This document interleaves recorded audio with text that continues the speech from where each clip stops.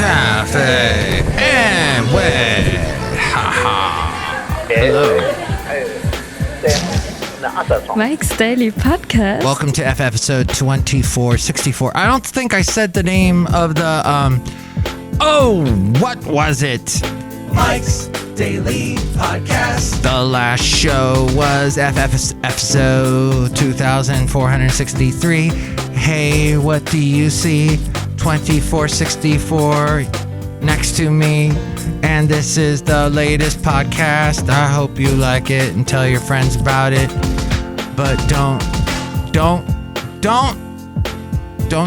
say anything too fast. Mike's Daily Podcast. Because then I won't understand. Or don't mumble either, because that's what we were talking about in the last podcast, how Mike's people Daily of the younger generation Podcast are watching Netflix with the subtitles on, because it is too difficult to understand what actors are saying these days. Now, that's fascinating that they have a problem with it. I love that they have a problem with it and they don't feel like they're old. Like, oh, I'm losing my hearing, which maybe they are. Who knows? Because when you're young and you listen to music really loud and then somebody wise like Mike Matthews tells you, don't listen to stuff too loud. You'll hurt your hearing. In fact, what you should do is when you're putting your earbuds in, your headphones, whatever you're using to listen stuff, turn the volume super low first, really low, and then turn it up slowly to a volume that you like, that is adequate for you, and leave it there. Don't just put headphones on that are already turned up to the max, because you will hurt your earrings. You have to remember your earrings, your hearing, and your ears. And remember, they're very sensitive. That's all I'm saying. Thank you, Dr. Mike. I am not a professional. Consult a professional before doing anything that I say. Hey, the point is that I can't stand listening to Terry Gross. And here's today's podcast picture. Who's that? That's the Fresh Air lady. No, I love listening to her, but sometimes I'm like, oh, come on. Because she just goes gaga over anything having to do with Breaking Bad. And she had Bob Odenkirk on. I guess Better Call Saul's about to end. And let's hear it for that guy. The podcast picture is going to be something recently, I think, that my lovely lady friend took. See it at mikesdailypodcast.com. Because she... Wait, where was I? Oh, because let's hear it for Bob Odenkirk. That's right, the late great Basil the Boxer. I think he liked Bob Odenkirk. I don't know. Maybe he did, maybe he didn't. You certainly saw him on Arrested Development. He's been on just about every single TV show. Of course, Mr. Show way back in the day with David Cross. But he always gets cast. He has been cast often as a lawyer. And then he got the Better Call Saul role in Breaking Bad. And the guy who wrote that character then went on to write the Better Call Saul. And I have not watched it, but the clips I've seen, yeah, he does a fantastic job acting in it. But, you know, this is the thing. As an actor, you get what's the word? Not stereotyped, but prototyped. You get stage fright. You get the thing where they don't cast you in anything else. That thing. Then you get that for the rest of your career. Now, here's the thing. If you play that part so well and have played it over and over again, because that's the way Hollywood is they go, okay, that actress will always be like the best friend, but she'll never be the star. Or that actor will always be the thug. Speaking of which, Paul Sorvino, Mara Sorvino's father, passed away today or yesterday. He was 83. And but they get so good playing that same character that it's up to you as an actor, if you're getting pigeonholed, to try and take that character that that part to a whole other level. And to do it, at some point you just throw away the fact that you're acting. You just throw away the fact there's no nerves involved at all. You're just doing that role and doing such a typecast. Thank you. Typecast. And you can just elevate your career to a whole other level. I mean, there is this thing. You know what I'm going to say? There is this rule in acting. There are no small roles, only small actors. But it's true. There is so much you can make of anything that's handed to you. This is life. This is what life is, basically. And all the ranting I did last podcast about people, Mike, I'm sick. Now I'm starting to feel something kind of weird going on. Don't know what it is, but something's a little bit off. And I'm thinking I might have jinxed myself. I put a hex on myself. I put a spell on you because you're mine. And that's all. I don't know what happened there, but I may have done that to myself. But I'm feeling a little off, and I don't know what it is. Or I'm just tired or what. But I have sympathy for all you people that are coming down with this new strain. The strain that the president has of COVID. What strain? I just went to search on Bing, which I will tell you now. Search things on Bing. Don't Google things. Bing things. That doesn't sound right. Sounds like something Bing Crosby did that was illegal back in the day. But I loosely based that joke on something John Oliver said. But yes, the latest that, okay, the Hopkins Medicine.org says several coronavirus variants have been identified and are under investigation. Each new variant raises questions. Are people more at risk for getting sick as we go outside a cafe anyway where we bring you Mike's Daily Podcast somewhere in Podcastro Valley? Anyway. Will the COVID-19 vaccine still work? And the latest strain, according to WV Public Broadcasting, wvpublic.org, Scott Simon apparently said this on the air, that President Biden is isolating himself. His doctors monitor his recovery. Oh, Rob Stein. I love Rob Stein. No, it's not. Hi. This is Bob. Bill. Is it Bill Stein? Who was the one that did it was on Ferris Bueller's Day Off? The guy that said Bueller. Ben Stein. Thank you. Win Ben Stein's money. That's what Jimmy Kimmel first got popular on television doing. Then later did the Man Show, and now he's got his own show. He originally started in radio at K-Rock doing the sports. So there's hope for us all. So, oh my gosh. Look this up. wvpublic.org. Actually, all you have to do is type in what's the latest COVID strain, and you will get this. And this is why I cannot stand NPR. Is, when they do that little talking back and forth, that's all scripted. There's nothing natural about that. They're reading from a script. It's like they might as well have been doing Better Call Saul with Terry Gross reading lines. No, actually, when you're listening to it, that sounds pretty natural when she does an interview with somebody.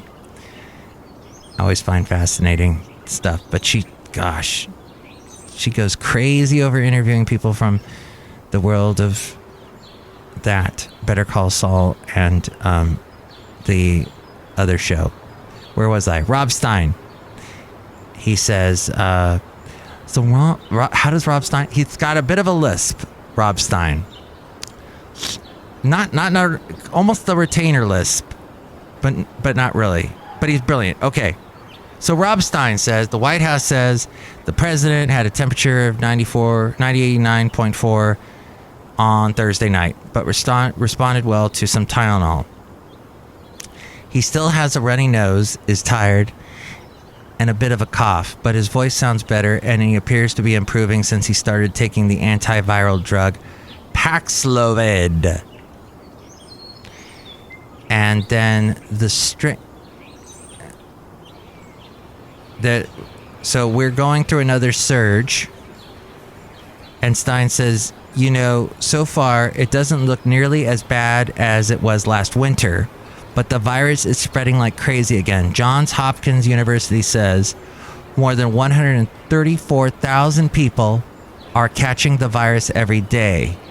And everyone knows the real number of infections is far higher because a lot of cases just aren't being reported.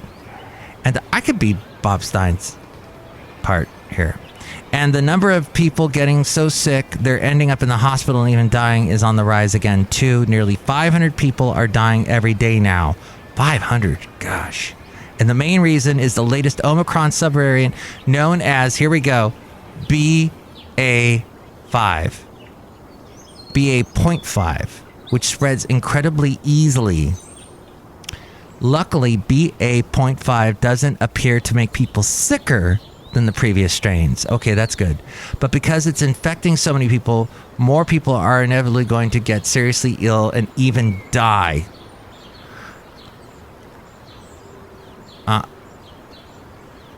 Even though a big chunk of the country now meets the CDC's criteria for imposing new mandates, health officials around the country acknowledge that there's just no appetite for that sort of thing. Oh, reimposing mask mandates. I have just said, you know what?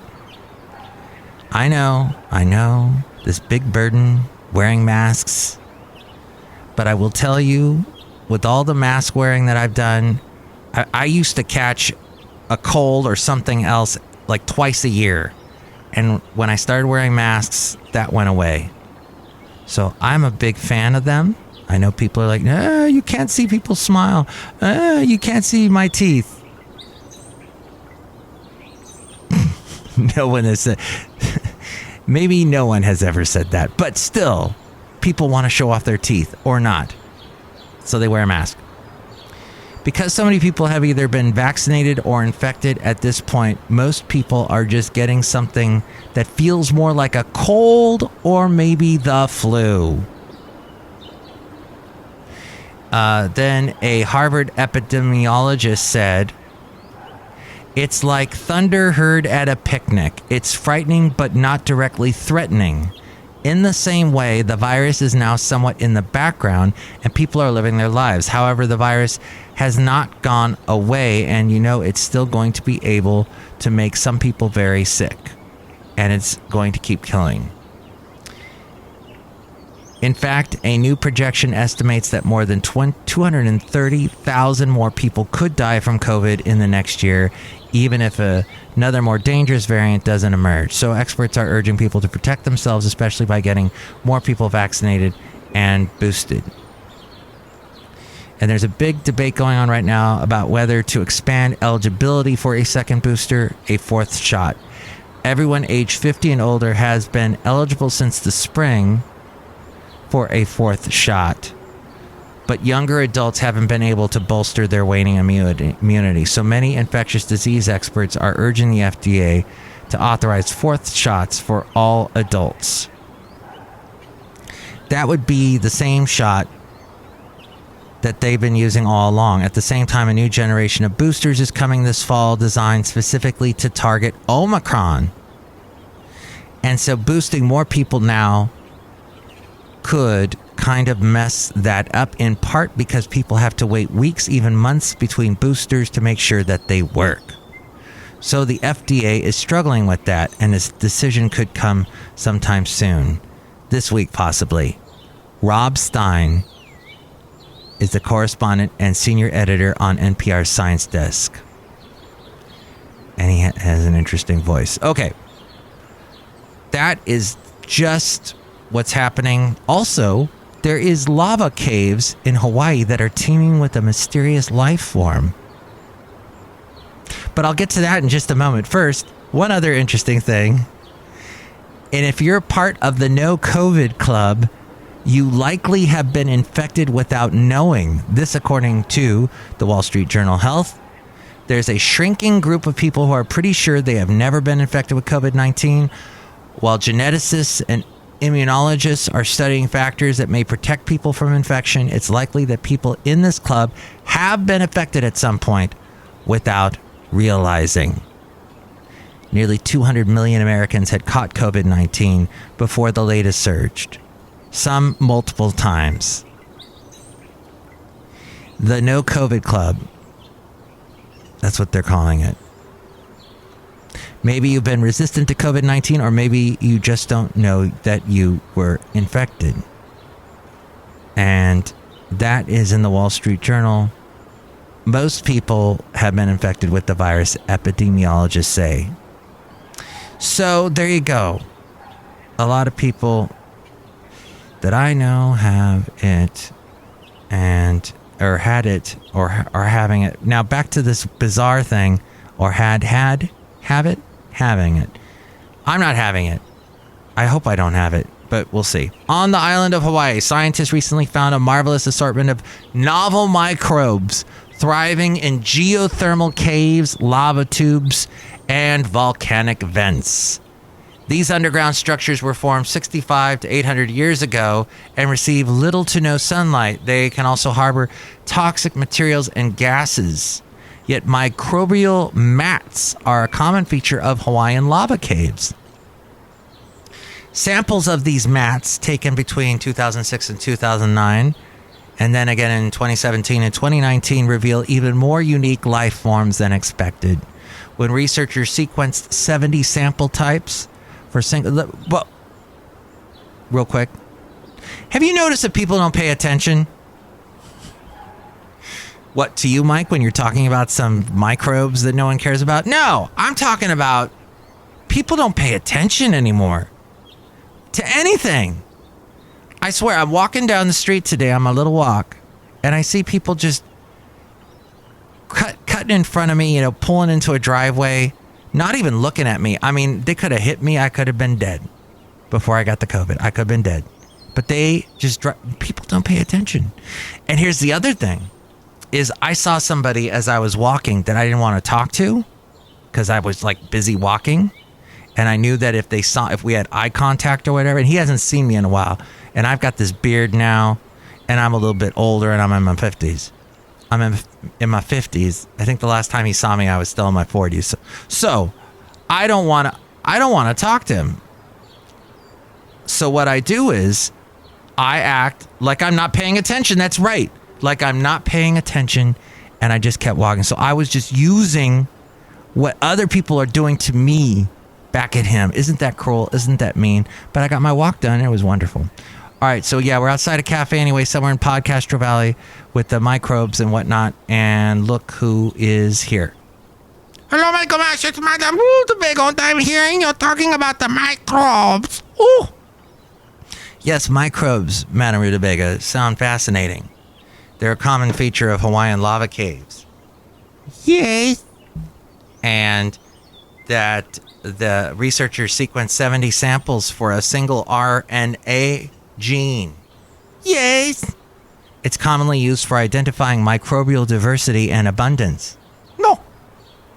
They could not match any results to known genuses or species, at least not with high confidence. And that suggests that caves and fumaroles are underexplored, diverse ecosystems. Yes, the lava caves, the lava tubes, the geothermal caves. Microbes, after plants, account for most of our planet's biomass. That's right, all the wonderful microbes embrace the microbes. They're all around us, just like the virus. And nearly all the biomass in the Earth's deep surface. Yet because these organisms are so tiny and live in such extreme environments, scientists have historically overlooked them. In recent years, however, underground microbes have received more interest because they exist in environments very similar to those found on Mars.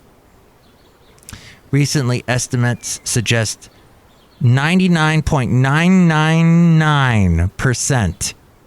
So might as well just say 100%, but somebody who wrote this is very unconfident. Of all microbe species remain unknown, leading some to refer to them as dark matter. So that's what's going on in Hawaii. Fascinating. And that article is from, MSN.com.